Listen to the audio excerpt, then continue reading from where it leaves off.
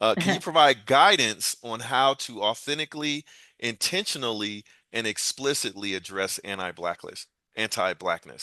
Yeah. So, um, what I have done is I understand that I am only as good as the messages that I'm able to, or the influence that I'm able to make with individuals within an organization. And what I mean by that is if I say something, I need my message to come across and I need them to receive it. Now, they can either embrace it or they can choose to, hey, we can agree to disagree. But if we're going to engage in the dialogue, if I'm going to take the opportunity to engage in the dialogue, I have to make sure that my message is being received. And so I have to do it in a way where they will understand it, at least intellectualize it. And again, as I said, if they don't embrace it, then they choose to embrace it. I can't make people embrace diversity, equity, inclusion. I can't do that. You can't do that. Nobody can do that. You can't make someone do something. But what I like to say and what I did specifically was I grounded it in the values of the organization, the culture of the organization. And what I would say is I take the me out of it. So I deliver the message and I deliver it in a way, again, not pounding the fist on, not laying blame, because we know in the area of the black history, American history, and not just America, colonization is around the world. Um, that we need to make sure that we're doing it in a way where they can understand what you're trying to say, understand why it's important. And a lot of times you have to do that without establishing the blame game because that turns people off right away. I've done that. I've seen it countless times.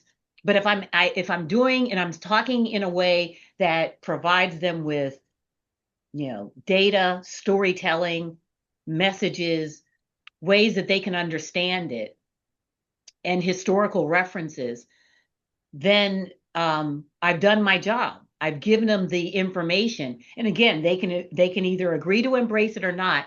But I also do it in a way that basically says, the organization's values are around dignity and respect, understanding different backgrounds, people that are different from you, and respecting those backgrounds and differences. And if that is something that you can't understand or it goes against your values, maybe this isn't the company for you. And as a manager, as a leader, I would ingrain it and integrate it into the company's values. So it wasn't a me versus them. It was hey, these are the values of the company foundationally. And, you either get with the program or you don't. And so that's kind of how I do it. But if you want someone to understand that message, you have to present it in a way and communicate it in a way that they would receive it and don't get angry if they don't embrace it because as I said, everyone's not going to embrace every message that we have. Took me a long time to learn that message and learn that lesson. So I don't say that with, oh yeah, I'm all cool with it. I still to this day get kind of miffed when people don't understand and have different views on diversity, equity, inclusion. But hey, it is what it is. Awesome. We've got another couple of questions. Tertia, if you'd like to rephrase that question for me with a little bit of context, I'd be glad to pose that to Celeste as a follow-up. But I did get one more question in Mhm. the live Q&A feature. And the question is, in the spirit of teaching is reminding, do you have any recommendations for quick trainings for hiring teams? So folks who aren't on the HR team but participate in a 360 hiring experience to remind participants on the hiring side that, hey, yes, you have biases and you need to be very aware of that fact during the interview process to push against those biases coloring how you see the candidates. Any recommendations? Yeah. Well, I'm not going to steal your thunder, Will, because you're going to talk about something at the end that you're going to do next year in 26 that all talent acquisition advisors and recruiters and staffers should attend. But yeah, I would say, and let me give you the context. Unfortunately, in these times, there are a lot of learning and training programs and events that have been um, eliminated or um, changed in a lot of different organizations. I get that. But that shouldn't stop you from wanting to build your own skills and capabilities. And I applaud you for asking the question. What I would say is, and here's what I do. I Google, I get on and I Google or I go to Chat GPT or I go to some other AI source or whatever. And I, put in what I want to learn, what do I want to develop in, what skills I want to develop. And I get a laundry list of free webinars, um, um, programs, conferences, different things that I can attend and avail myself to continue to build my skills and capabilities and competencies in specific areas. So that's what I would do. I know some of the environments out there. I've talked with colleagues across different companies, and for various different reasons, budget cuts and um, looking at various different diversity, equity, and inclusion programs and rolling them back or webinars and different things they were doing. But I would, if that's the case in your company, then I would invest in myself by going and looking at different things that I can attend and avail myself to, because there's lots of stuff out there. And then secondly, leverage your employee resource groups. Go to their developmental sessions, learn about different cultures, learn about different things, and um, and that'll help you in your role. But that's basically kind of what I would do. I would seek out different uh, entities, organizations that provide those type of training that I need to get better at my role. And believe me, especially in this day and age with the labor market being as diverse as it is, you're needing to understand diverse sourcing, how to pull candidates from different walks of life and cultures and backgrounds is critically important.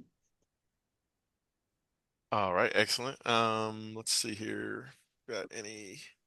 Okay, so I had a pre-submitted question that came in, and that was, given evolving public discourse around DEI, do you Mhm. have any recommendations on how we, as talent acquisition professionals, can communicate the business case for diversity to skeptical stakeholders or decision makers? Yes, yes, I can. Well, first of all, um, one thing that you do, and I know a lot of companies are moving away from providing data to people that are not executives within the organization, employee data. So I don't know what's going on within your respective organization, but what you can do, and a big reality check, is provide them with data around the labor market.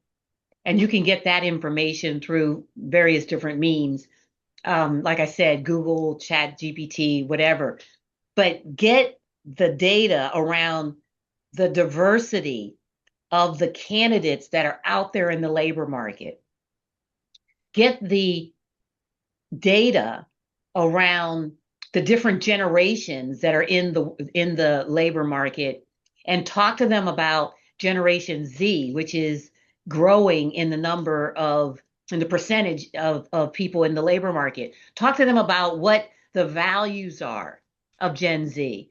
Talk about how they want to go to organizations where that have the same values and beliefs that they do. Talk to them about the skills and the capabilities that are prevalent in this generation. Talk to them about this, because if they want to get someone for their role, hiring managers, that are skeptical whenever you say, okay, I'm going to bring you a diverse candidate slate, or I'm going to try to make sure that you have a candidates that are of different backgrounds and walks of life and identities. If you get pushback on that, show them the data from the labor market. Nobody can stop you from doing that. If you can't show what's happening within your company for various different reasons, then you can show the information that's happening in the labor market. And then tell them, take that information and say, this is the story that it's telling. The labor market is very diverse. If you want it, there is a war on talent, especially for the fact that I was reading an article the other day, and a lot of kids are choosing, they're coming out of high school, are choosing not to go to college. They're choosing another journey to build their own skills and capabilities and what they want to do throughout their life and their next chapter of their life. They're picking up trades. They're becoming entrepreneurs and starting their own companies. Who thought 10 years ago, 15 years ago, we didn't even know what influencers were.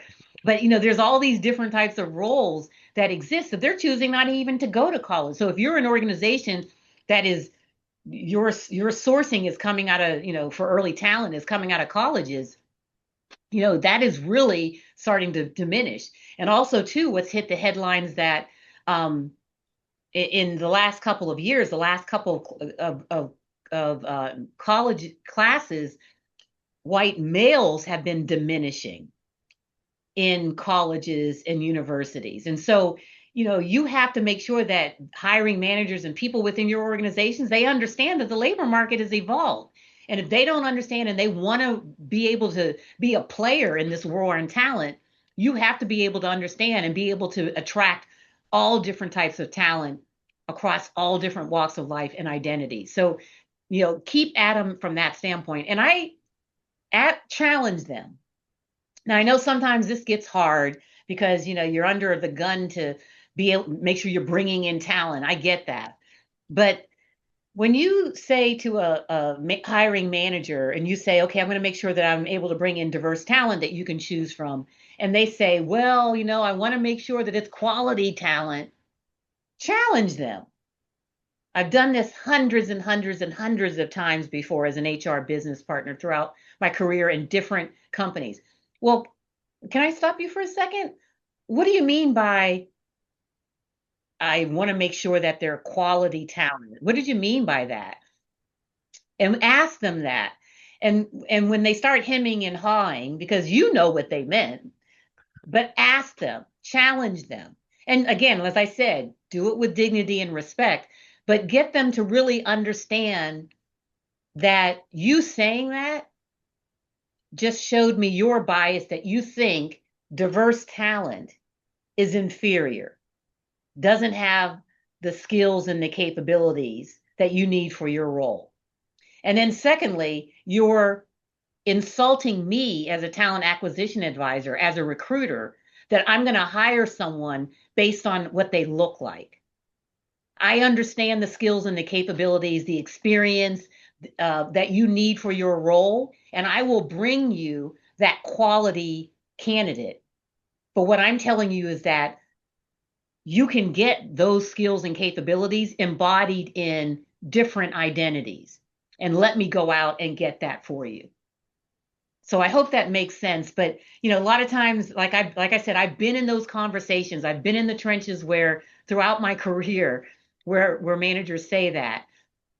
In my younger self, I used to say it in a way that maybe didn't make them treat them with dignity and respect.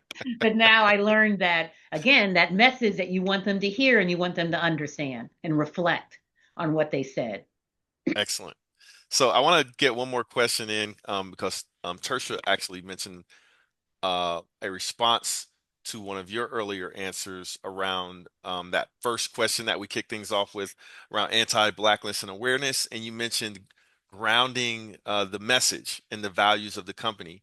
So her follow-up it was, what if the company or institution has completed a new strategic plan and the values have changed and there's little connection with DEI? Can you repeat that, Will? Sure. So when you mentioned earlier about grounding your message in the company values, what if the company values have changed or Hmm. they changed their strategic plan and the values have changed, and there's little connection with DEI?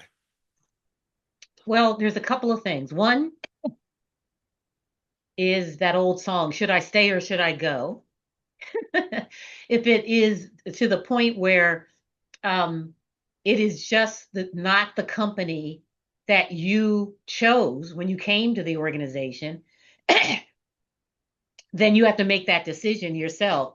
But I would say that if the company